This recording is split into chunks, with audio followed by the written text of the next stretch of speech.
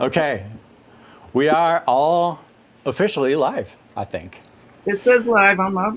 Yep. Okay, well, some comments will come in. I think you guys can see the comments on the right, so if anything pops up that's interesting, feel free to interject and I will show it on the screen and we can address it. For anybody watching this, you might be wondering, what is this? So I'll just explain it a little bit and then I will pass the virtual baton is the French word. I don't know if it's an English, yeah, baton to Jennifer. But we are not the full crew, but some of us, we're going to teach at this event. Is this the fourth one, Jennifer? Yes. Yeah. Fourth one, okay. The fourth Guitar Cloud Symposium. Symposium? Yeah. Symposium? We say symposium on this Symposium. side. Continental divide. Okay, so that's what I'll use. Which is kind of this cool virtual event. And what I thought we'd do really quick, well, first of all, I'm going to let Jennifer explain what it is, and then I have a few ideas. So I'm going to pass the baton to Jennifer. Pass the baton, the baton. Yes, what is going on? What are we doing? Well, this is a thing that launched last August with Vicky and Gretchen and Neely Brosh. And I just got the idea during lockdown that, we're locked in our houses and we want to communicate with other musicians in the world. And I had done, maybe a couple thousand guitar workshops and can't get on a plane. So I called them up, in part because I had toured with them before. And I knew they were good people and I knew they had a good work ethic, which is what it takes to do this, because there's a lot of work that goes on behind the scenes to get it together. So what it is I got to come up with a better word, but I keep saying guitar smorgasbord for guitar lovers, where, now we've got 16 modules of different content that just runs the gamut. And I think the more variety, the better. It can run from slide guitar to Vicky's acoustic percussive techniques, which is really popular, to we did a thing on Guitar Heroes a month or so ago where, I dug into Jeff Beck's style, and Gretchen, who has several solo records out, dug into Jimmy Page because she works with a Led Zeppelin tribute band, Zepparilla. And it's just our collective knowledge from all these decades of playing on stages and teaching and recording that I think it's a natural thing to want to pay it forward and show, not necessarily youngsters that are coming up, because we got lots of people that are at all age ranges. Just show them what we know, because we know what it's like to get a new tip that can just change how you see guitar. Just one little smidgen can really make your day of some improvement that you made or something that you now understand that was a mystery before. So we're just trying to break it down into bite-sized chunks, and it's growing as a thing where we're adding more instructors. You can see it might not be in the bottom for other people to see, but Gretchen is in the same box with Daniele Gottardo, who's a phenomenal guitar player that joined us a couple months ago, teaching this incredible chordal tapping stuff. Like, I'm a tapper, but I don't do what he does. In fact, we're all tappers, and we do things very differently. So it's being able to learn from people that have a different take on the same subject is really valuable. Mm-hmm. In fact, I won't talk the whole time, I promise, but I have had a whole lot of coffee. But yeah, we all need it. like, for instance, when I went to guitar school back in the olden times, Howard Roberts, who was an amazing studio and jazz guitar player, he wrote the curriculum for the Guitar Institute of Technology.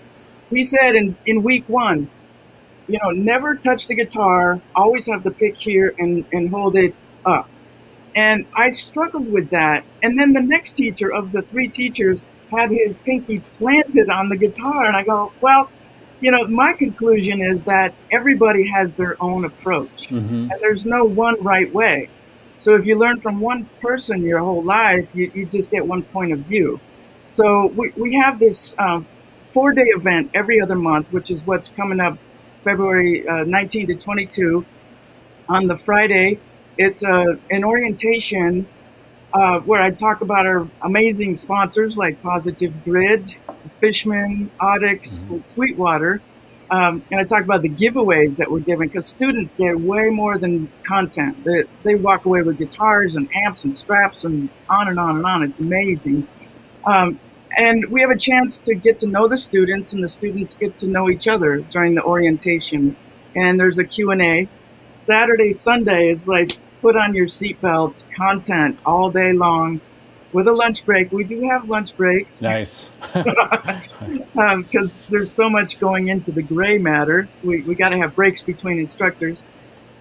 And then on the Monday night, it's just a super fun rap party where that's where I do all the sponsor giveaways. I stream that on the internet so everybody can partake and see what the students get, the fun gear.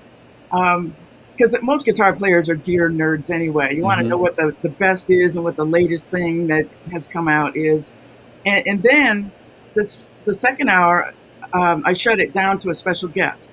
And I've been so blessed that nobody has turned me down yet. Steve Vai. That is amazing. With the students, he stayed for over 2 hours of amazing, philosophy and stories. And I have Scott Henderson was really fun. Andy Timmons, Steve Lukather said yes, so that's coming in April. It's amazing, yeah. Yeah, his autobiography, the Gospel According to Luke, is like a must, either read or hear on Audible. Just an amazing career and a child prodigy. And Dweezil Zappa is joining us on the 22nd this month.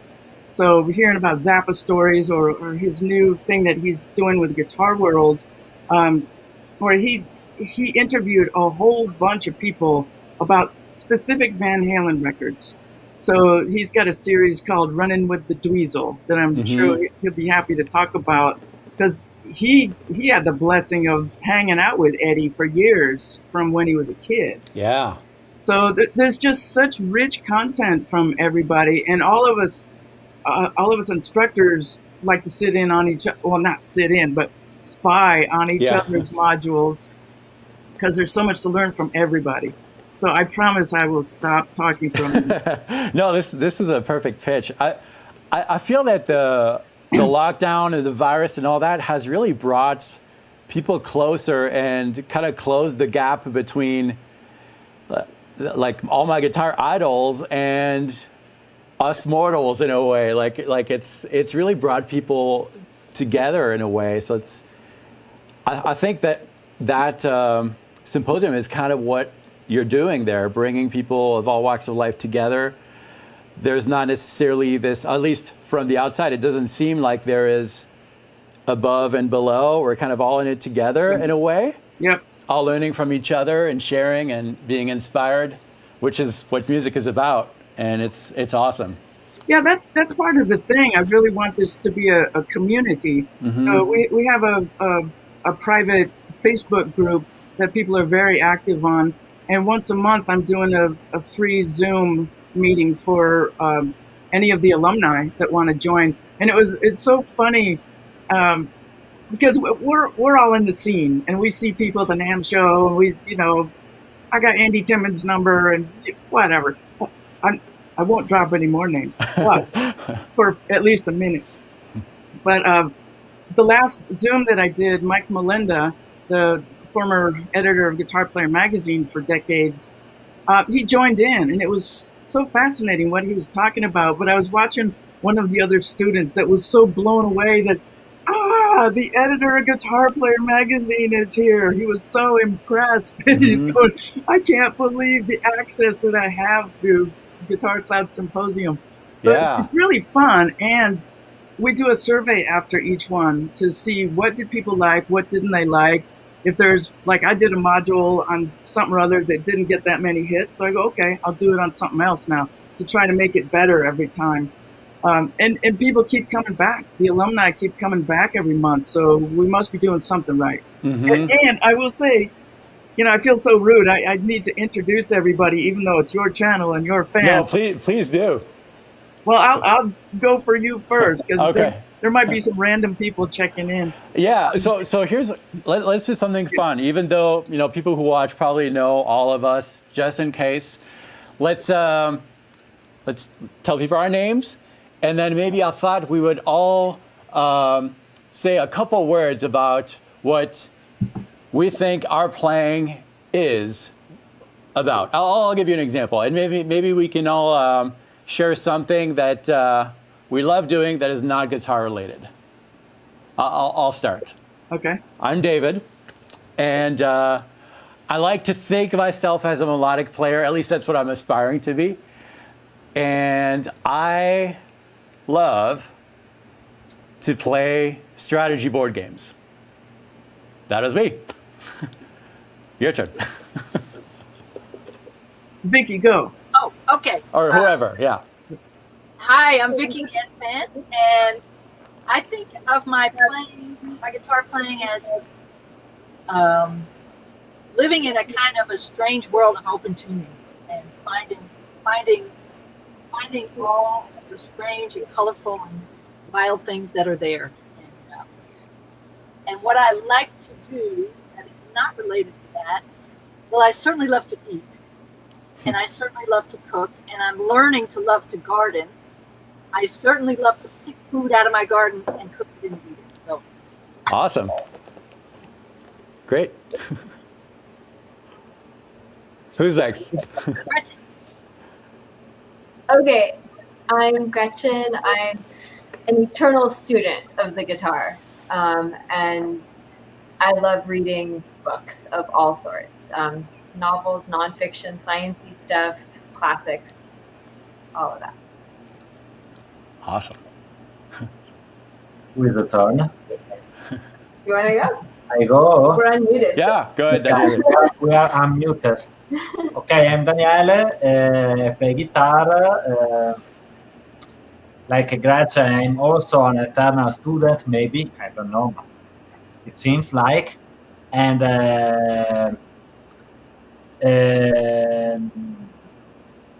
what else? You like to do? What I like to do outside music, I like to cook also. Try to cook something. There is so many things that you can do, and I like to expand my palette of dishes. Like in the same way that I like to expand my musical vocabulary on the instrument and outside the instrument, trying to compose music also. And also like cats, like psychology, like Long Nice. Island. Long Island iced tea also. Awesome. Nice. Yeah. I like it. And, Jennifer. and I'm Jennifer Batten, and I have had the pleasure of experiencing Daniele's cooking. And it's the Italians have a whole other thing going on. In fact, during lockdown, since I'm not seeing anybody, I have consumed more garlic in the last 6 months. It's a good time to do it. Yeah. Yeah, I got to get it out of my system before I get a vaccine. So my guitar playing has gone all over the map over the decades, and I find I'm really intrigued by oddball things. Joe Diorio was one of my favorite guitar heroes and got me into intervallic playing wide skips, fourth, fifth, sixth, and on. And I'm really intrigued with that. And that's one of the courses that I'm teaching. And I keep getting a little bit deeper and a little bit deeper into it and trying to find out who else is doing it and what are they doing with it. And it was the same thing with tapping, which tapping is kind of old hat now, but in 1979, when I first started, it was like, oh my God, what is this sound? It's amazing. It's the year that I discovered Alan Holdsworth and that really fluid sound. So it all kind of fit together as something so exciting. And what else is exciting is working on steampunk sculptures. That is a passion. And when I have the time to do that, I'm in heaven. I can go to thrift stores and I'll look at objects that most people would see as junk, and I go, oh, this could turn into a flying airship. You know? Yeah. Do you do that kind of stuff just for fun on your own, or do you sell some of your pieces, or is it? Yeah, it's, once your house is full of them, selling it seems like a really good idea. Yeah. And I was lucky. I've got, uh, people have angels in their lives, and I have an angel in my life that bought 3 of my big sculptures this year. And, I've got enough left that I don't miss them. So I That's got cool. pictures. Yeah. Yeah. Yeah. So yeah, there's certain ones. I think every artist is like this in the visual arts, where there's certain pieces that they're your babies and you don't want to give them up. So I have those around, and I have my biggest sculpture ever. One of the reasons I don't want to sell it is it would be such a ginormous pain in the ass to ship it. Because I reached the point where I just go, okay, Batten, this time when you go in a thrift store, get something small, because it's getting out of control in the living room with all of it. It's starting to look like a Goodwill in my house, Yeah. right? So I walked in with good intentions, and I walked out with a 4.5-foot candle holder that I've added to over 5 years, and now it's 8 feet with a light on top. Wow. I'd love to see that sometime. You should post a picture or something if you can. And Yeah. Okay. yeah, that sounds fun. Cool. So somebody asked when the Symposium is, the next one. When does it start? It's February 19th through the 22nd, and 19th is a Friday, and it's just 2 hours. Pacific time is 4 to 6 p.m., so we can barely grab people that are in Europe before they fall asleep. It's might be a little early for Pacific Coast, but it's hard to get a time zone that works for the entire world. Yeah. It's not going to happen. And the Monday night is the same hours, but the Saturday, Sunday start at 9 a.m., which is super reasonable for anybody but me. Yeah. And the core learning experience starts Saturday, right? Friday is kind of orientation and meeting the instructors and everyone. Okay. And everybody provides support materials. This is a live interactive event only. So you're not going to get video of what we did after the fact, but you will get PDFs. I'm making a bunch of videos that people can refer to afterwards. So the support is there. Awesome. Yeah, I'm excited. This is my first one, so I'm excited to experience it fully. And for people wanting to know more, there's a link in the description too. So check that out. But Hey, David. Yeah. David, what are you going to be teaching in this module? I'm going to be teaching how to bring out the music that's inside of you, and to maybe not think of the guitar first, but think of it after. So a lot of this session is going to be without the guitar, and just kind of like singing, humming, and trying to imagine what is already inside. And then we'll take the instrument and try to replicate that. And the reason I'm doing this is that I love the guitar, but for years I felt really frustrated not mastering this. And I think it was maybe an unhealthy perspective that I had, kind of thinking that, well, the more scales I learn, the more this I do, the more technique, the better I will be, the better musician I will be, which in a sense it's true, but there's another aspect too, that bringing that music from inside, which I felt was lacking in my playing. So I'm hoping to share that with students too, and just kind of reconnect with the inner musician and bring that out. I love that. That's what I'll be teaching. What about you? I'm going to be teaching 3 modules, and one's going to be percussive techniques on acoustic guitar primarily, although you can transfer a lot of them to electric guitar. Kind of contemporary percussive techniques. And I'm going to be doing a finger picking fundamentals module. Cool. It's been really fun to prep for. There's so much you can do with that, and some people may be at the beginning of their finger picking journey. Some people may be advanced. I will have materials for any of you to kind of take you to some new places. That's awesome. And then finally, this is kind of a new course for me, a new module, but I'm really excited about it. And it's simple, but because I live in the open tuning world all the time, and I'm primarily a rhythm player and a accompanist for I can't say that word. I can't either. Accompany singing. Jennifer, don't laugh. I'm going to do a jamming in open D module where I'm just going to throw out a few little easy things, thirds and sixths, octaves, and we're going to jam over a jam track, just so people can get the sense of like, oh, open tuning. I can actually doodle around and noodle around, and I can have some fun here. So that's what I'm doing. I'm excited. That's awesome. I just realized where the hiss was from. It's me, so I have to mute myself when you're talking. Normally from me. I'm glad it's not from me today. No, it's me. Usually it's me. There's a problem. That's me.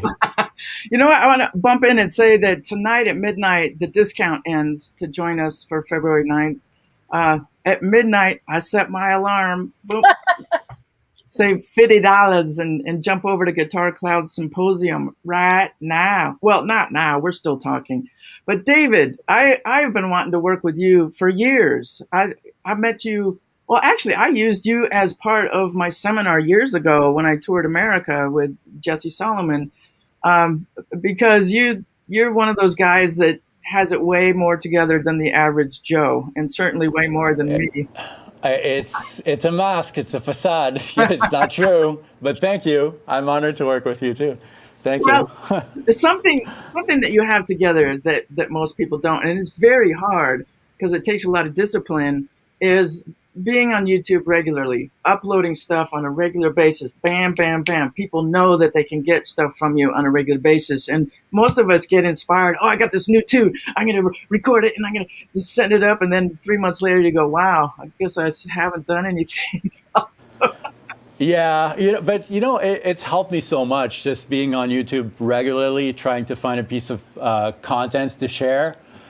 I'm learning so much by doing it. I don't feel like I'm the teacher. I usually, I'm teaching myself in a way, because when you have to, and we all know this as teachers, when we're teaching, you have to simplify the concept, and that's where things clicked. It's in simplicity usually. So it's been selfishly great too, because it's helped my music in a way too. So yeah, it's been great. Gretchen, what are you teaching? I'm teaching 3 different. Oh, sorry. That's egocentric. That's the word. No. I would much rather see anyone else. I'm going to be teaching 3 different modules. I'm starting with, I'm trying to demystify the modes a little bit. I feel like modes are one of the most frequently misunderstood, and I think, I don't want to say mistaught, but let's just say I don't think the way that they are commonly taught is in the way that is most applicable and useful to people in a playing situation. So I'm going to attempt to teach modes in a way that I think will help people understand them better and use them more confidently.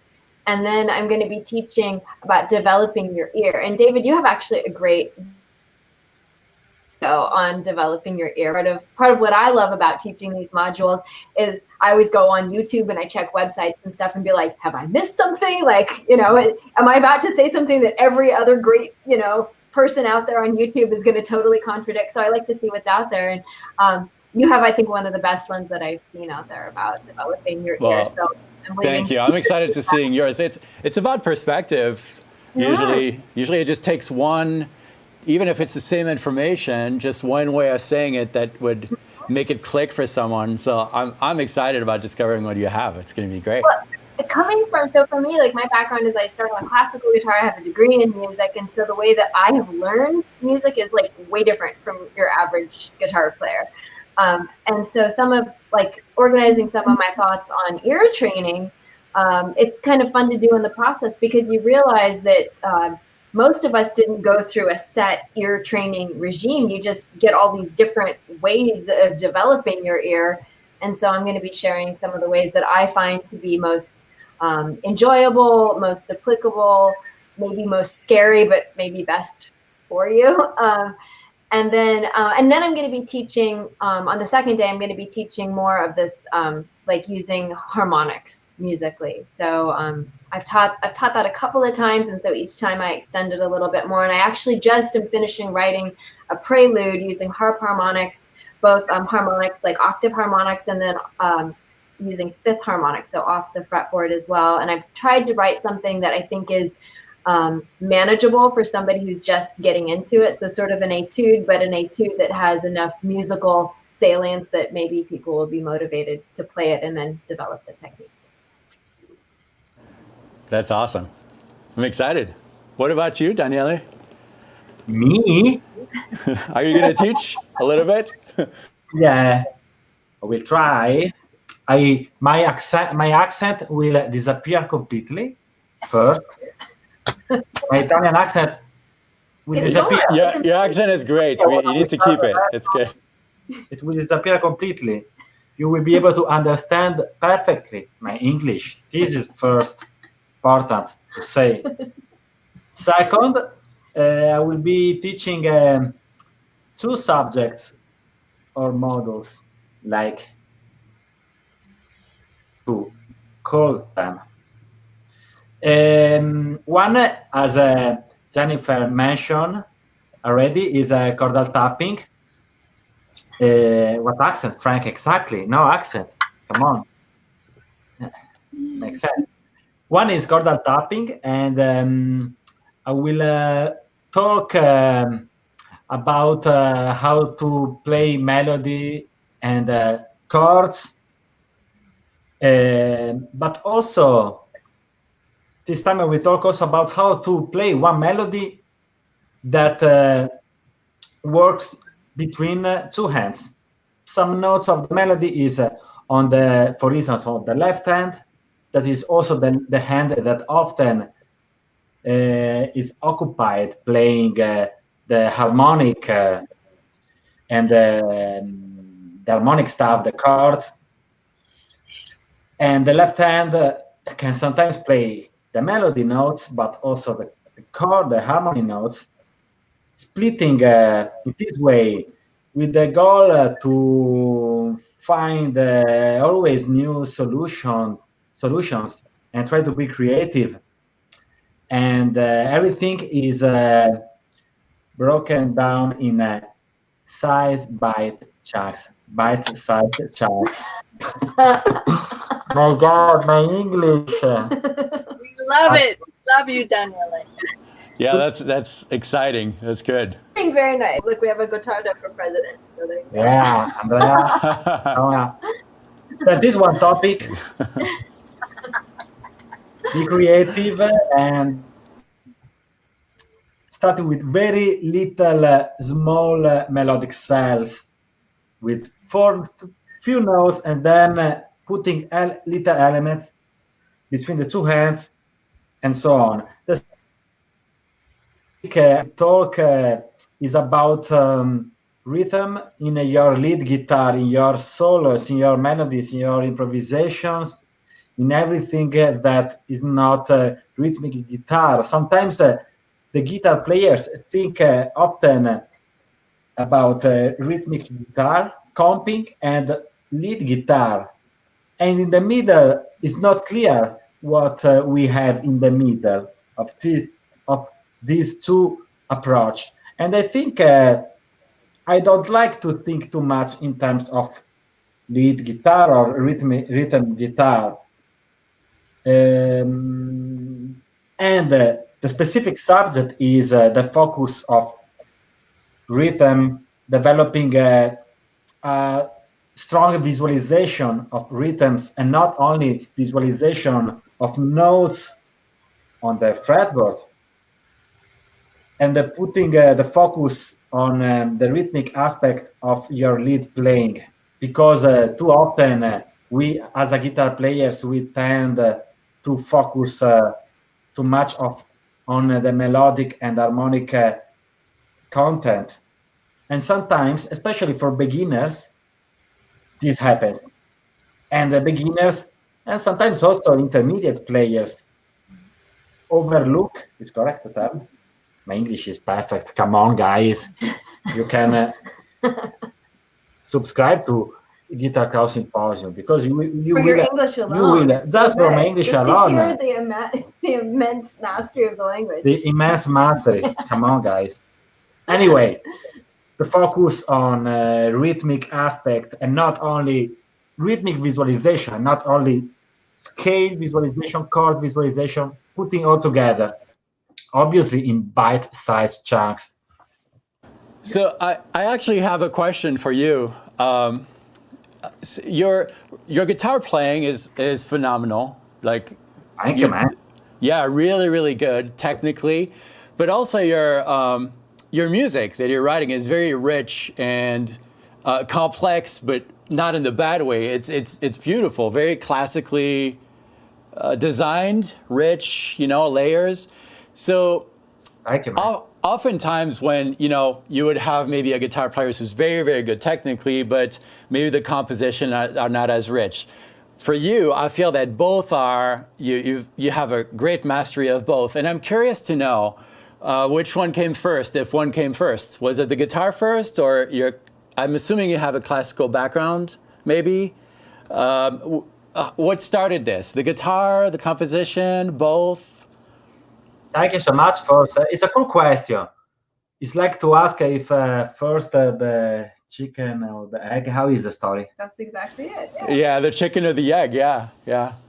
It started first with a guitar, but very soon, after few years, immediately I started to develop the interest on writing.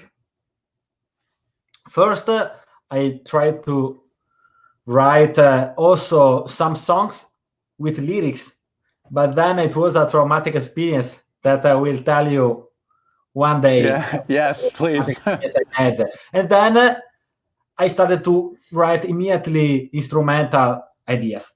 And then the classical influences came a little bit after, because I was trying to expand my harmonic vocabulary. And a friend of mine, guitar player, told me about, the Schoenberg harmony book, that there is a lot of interesting stuff there, a lot of chromatic stuff that I wanted to understand. And then little by little, I started to get interested in the harmonic thinking of classical music, that is a little bit different from jazz or modern harmony. And then little by little, I started to cultivate that side, a little bit separate from my guitar playing.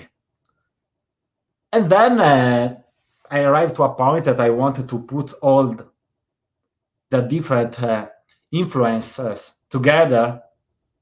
And then I started to, especially in the most recent years, I started to blend more the idea of composing instrumental music, also using classical instruments, using concept of counterpoint, very classical aspects. And I'm still working a lot in this direction.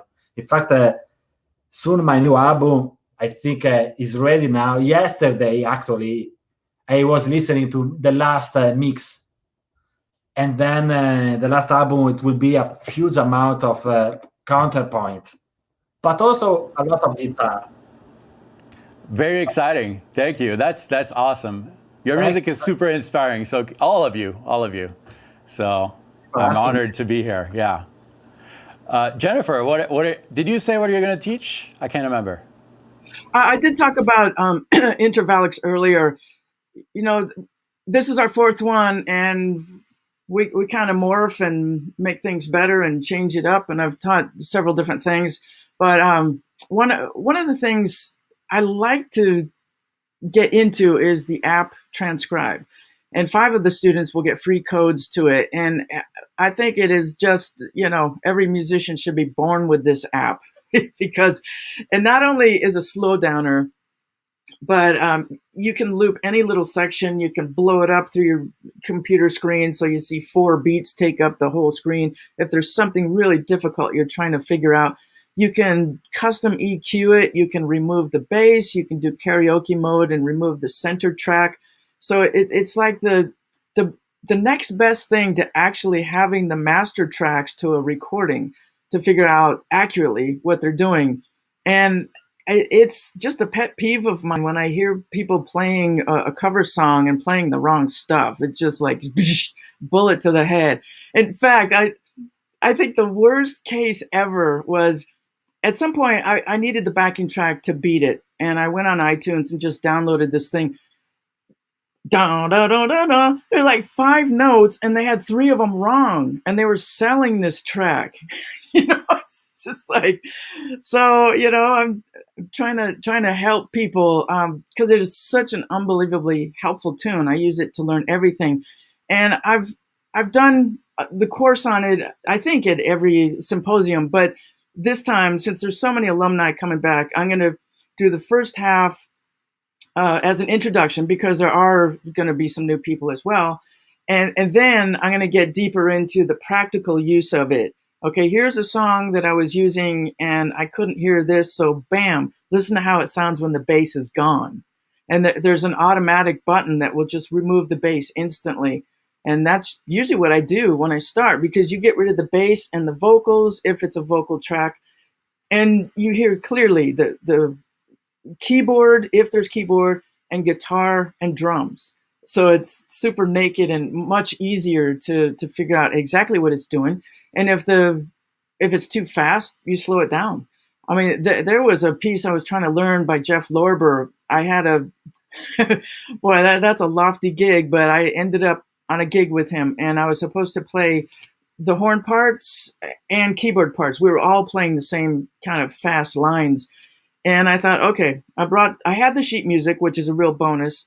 And I'm going off the rails a little bit, but I started learning it and it was kicking my ass. I thought, oh boy, it was written by a keyboard player. It's really difficult and I don't know if I can get it. And I used the speed trainer part of Transcribe app where you can choose what speed it starts at and it'll keep looping what you're working on. And you can choose to have it speed up 1% every time it loops. So you don't even feel that it's getting faster until you get the top of your comfort level. And I was sold on the app before, but in 2 weeks, I got down all the stuff I was supposed to learn and felt comfortable with it. So I really believe in it. So I will be shoving that down people's throats for the rest of my life, I'm sure. It's an awesome app. As a matter of fact, this thing right here, that's like a pedal, and I use it with the app. I just press it, it plays, stops, rewinds. I use it all the time, every day. It's amazing. Transcribe is great. And I just got this on Amazon. It was like a $30 USB thing. I could send you the link if you want, but Transcribe is great. I love it.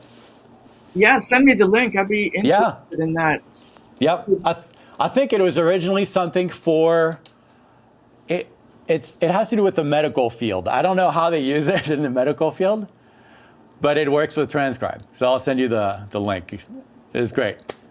Well, I imagine in the medical field, if you're sick and you can rewind to when you're not sick, that would be a killer thing.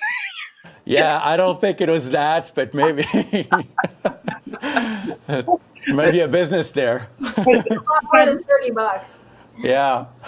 It's a time travel pedal. Yeah. So Intervallics, I get into, oh God, I found the greatest example. I can't remember the guy's name. I think he's French. This bass player playing Freedom Jazz Dance that is just off the chain. So funky. And that's, for people that don't know, that's a song that's, the melody is built in fourths. So that fits into the module that I'm doing on intervallic playing. And then I'm going to get into tapping. And I'm going to, people wonder, like, what level do I have to be at to get in here? And we've had people of all levels get tons out of it. And like Daniele said, we try to break it down into size bite chunks So it's very, very small and easy to grasp. Like everything I'm doing, well, most of the stuff I'm doing for the intervallics and the tapping modules start in A minor pentatonic. Most guitar players are very familiar with that. So it's easy to visualize. No sharps, no flats, no problems. And then the second half, I do kind of an intro to tapping. Then the second half, I'm going to break down a tune I did. I worked out a solo for John Coltrane's Giant Steps, which if you see it, it might go, too many notes, too many notes. But when I break it down really slowly, I'll say, here's what I was thinking behind this section. So when you break it down like that, it doesn't seem so overwhelming. It's like if somebody gives you a chord dictionary with 4,000 chords, you take it home and go, it's too much. It's like trying to learn a language by memorizing a dictionary, But if you take one word and learn how to use that and then just keep building, that's how we all did it. Yeah, that's cool. I think it's one of those skills that anybody could benefit from, just listening and replicating what you're hearing. Just like when we all learn to talk, like babies first listen and then they babble, they try to replicate the word and then they perfect. But it starts with all that process. And I think it's awesome that you're doing that. It's going to be good. Yeah, Vicky's got something to say about not talking and then talking, the Victor Wooten thing. Yeah, I love that. I love the Victor Wooten's thing about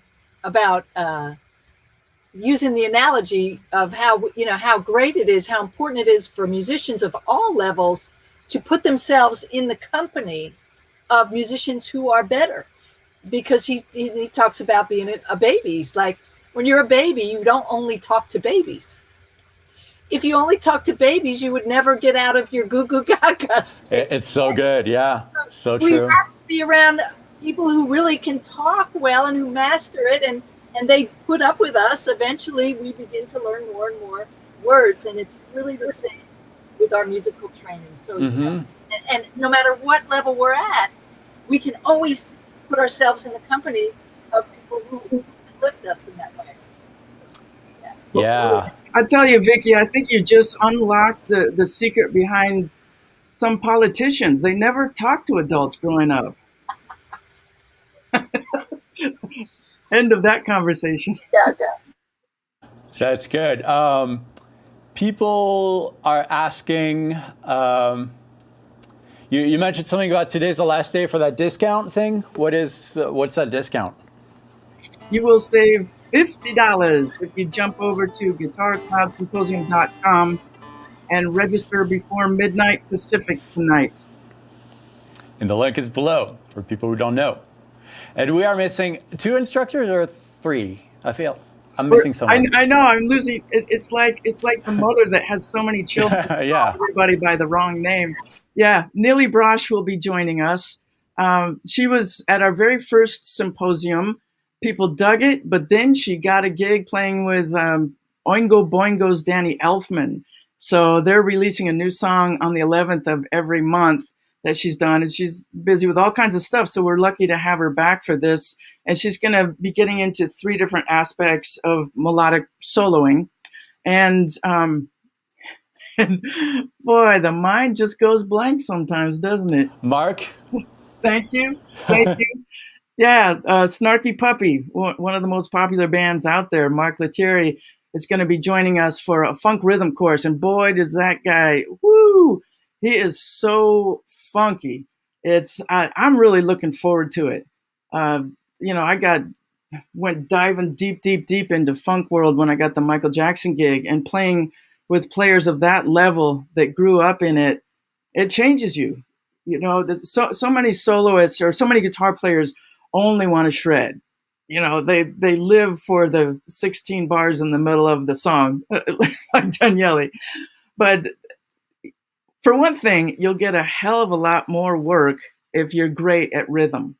And that's all about feel, So that's going to be awesome. Actually, he's doing a live with Snarky Puppy right now, so he's not with us.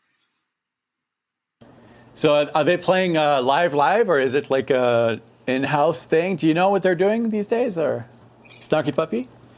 Yeah, I think it's similar to this, a virtual conversation. Okay. Okay. Cool. Oh, okay. Yeah, I thought like live, a show or something. But What's the that, thing. David? Yeah. Right. Yeah. Yeah. A long time ago. In the before times, we used to go out and play. Right. Yes. Yeah. So it's going to be a good crew. It's going to be great. I'm really looking forward to it. I'm going through the comments to see if people have questions, please ask. Can I respond to one little bit of a Yeah. comment I saw? So Glenn Marshall and I don't know if I'm saying your name right, Go Guitars. They were talking about responding to Jennifer about how a lot of times bands will get stuff wrong, and having spent a long time in a tribute band, I've experienced that one in playing with other tribute bands and also firsthand. And one of the things that I've noticed, when you're going to learn iconic songs, I think people's a lot of times first instinct is to have someone else figure it out for them, whether that's like going on YouTube now or whether it's like looking at a transcription book, which isn't a bad place to start because, in general, like somebody's doing a transcription book, like they're a professional transcriber and they're probably pretty good at their job if it's going to print and all of that. But there are a lot of times that what'll happen is a common mistake will be traced back to a bad transcription that got widely circulated and people not trusting their ears. And I think that's why like Jennifer's course on transcribe, some of what I'm talking about with developing your ear, David, you talking about, developing, really getting a sense of that inner ear, everything Vicky talks about. For me, it was really revolutionary to sort of have permission to say I disagree with the transcription. And because at the end of the day, we might all hear something differently, and something that might be kind of current musical dogma might not actually be what's right. In fact, there was an interesting article that came out with Guitar Player.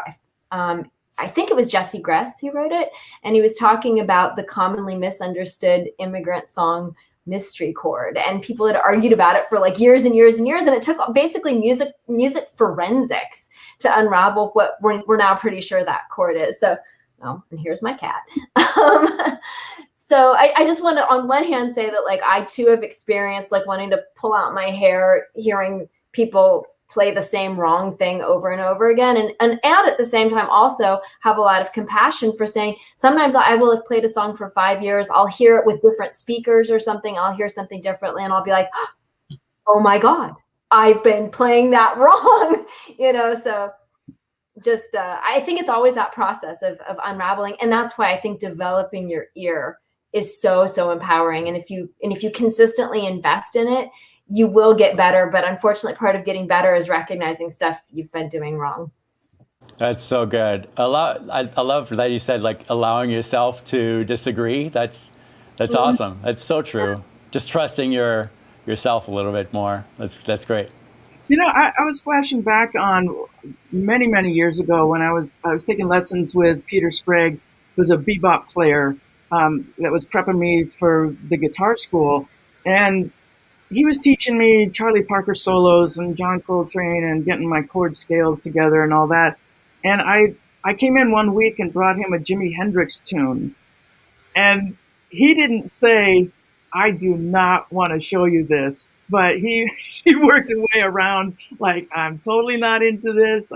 Let's go into this area and you're on your own, pretty much. He probably showed me a little bit of it, but the whole point is when you can hear it yourself, it's so empowering. And that's one thing I took when I graduated from the school was now I can teach myself. I can listen to any record now and be able to understand what's going on and take the bits that I want.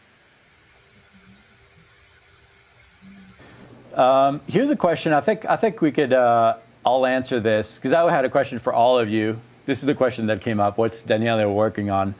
But I thought I'm interested in knowing, and this will answer that question too.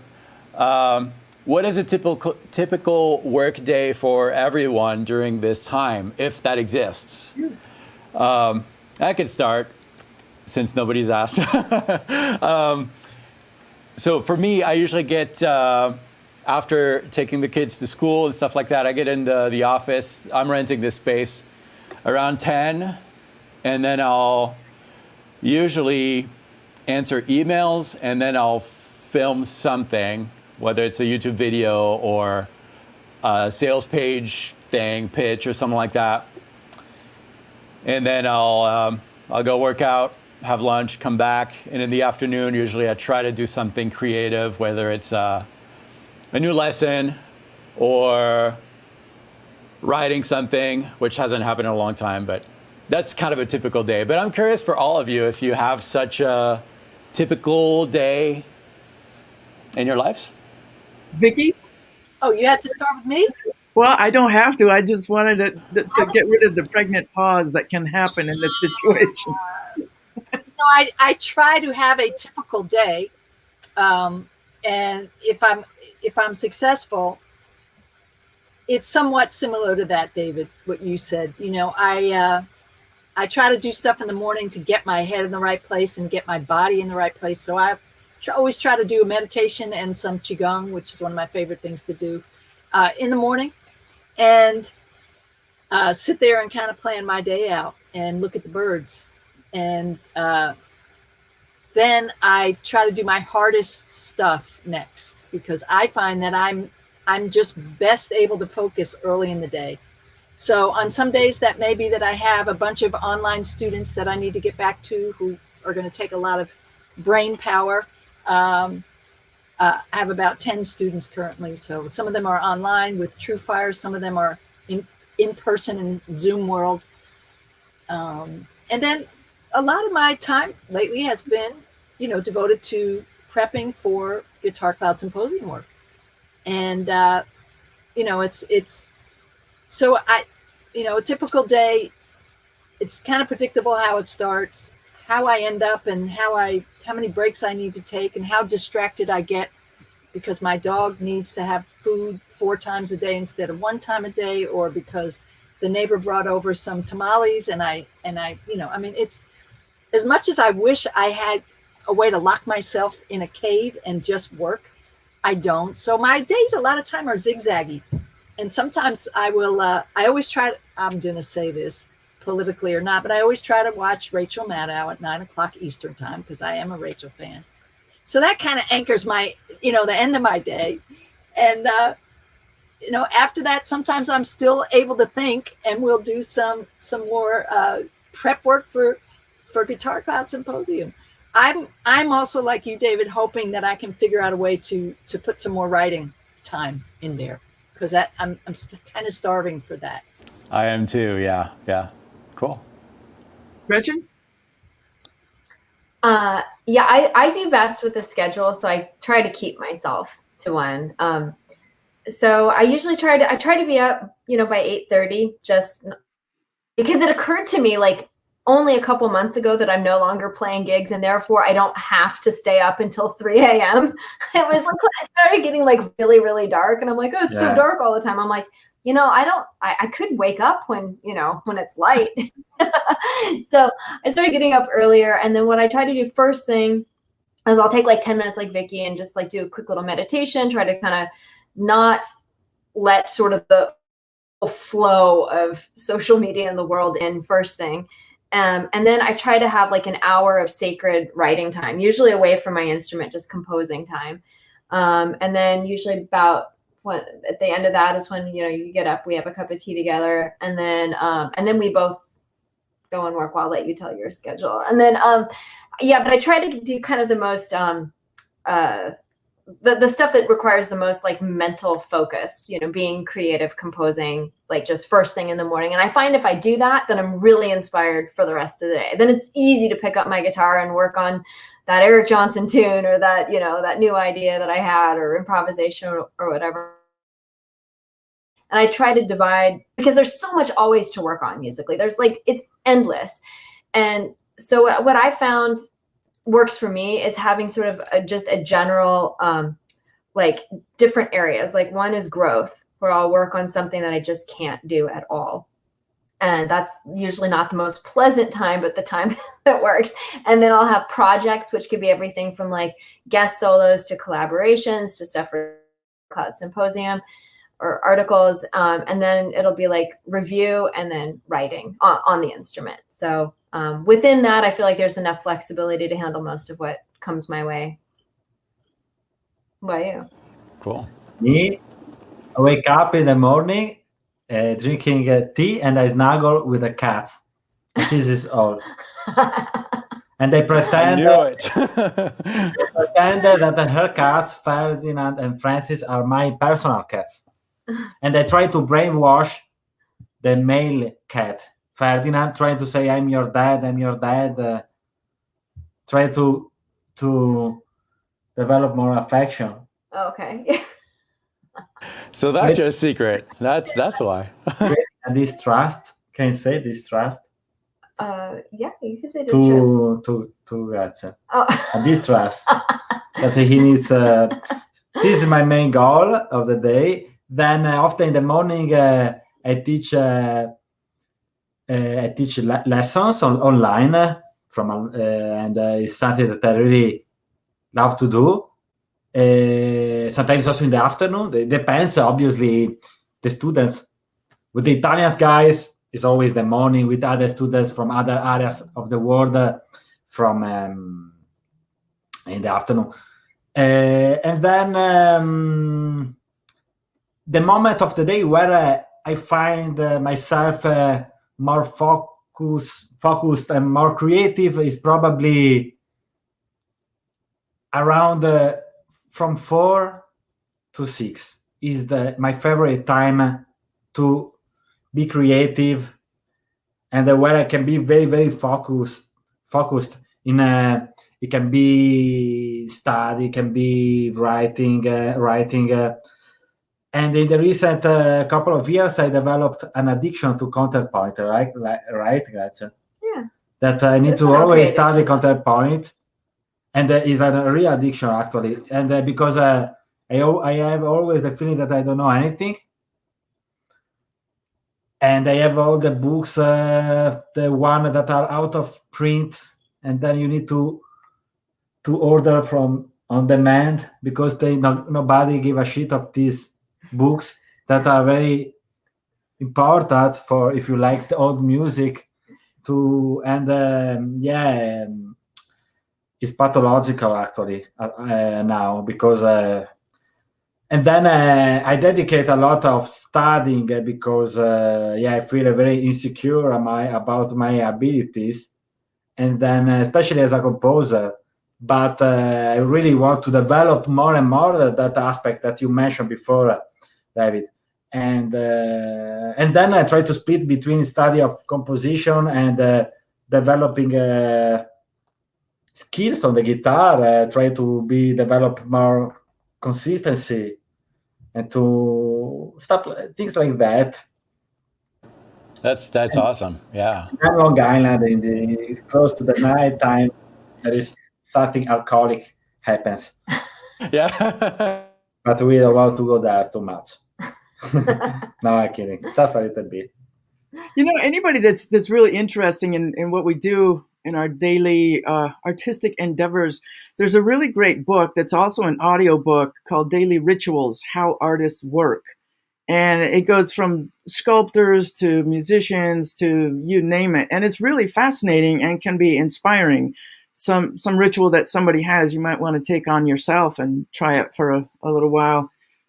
For me, it's kind of funny. The before times, I would wake up and deal with emails and bookings and flights and all that it takes to run around the world playing music. And the same amount of time has just switched over into working on Guitar Cloud Symposium and doing all that it takes to deal with the sponsors and what gifts are we giving away this time and dealing with students that are signing up.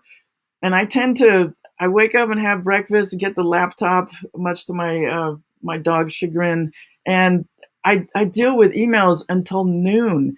And then I reach a point where I'm so depressed that I haven't moved my body that I grab the dogs and go to the park because it just has to happen. And that creates a reset where I can then get into music. And my days really just depend on what's going on. If I have sessions, I might jam on a track that somebody's hired me to do a solo on for hours just to get comfortable with it and check out different ideas and see what approach I'm going to take. So when I have sessions, I just finished a whole album for this woman, and that was my world for a couple of weeks. And you just get into that. That's what I'm doing. Honestly, I was talking about steampunk art earlier, but I haven't had the time in a long ass time to just do visual arts for the fun of it. So it's about this business of Guitar Cloud Symposium, and it's actually, a lot of it's really fun because I have a wish list of people that I would like to be special guests, and contacting them, telling what it's about.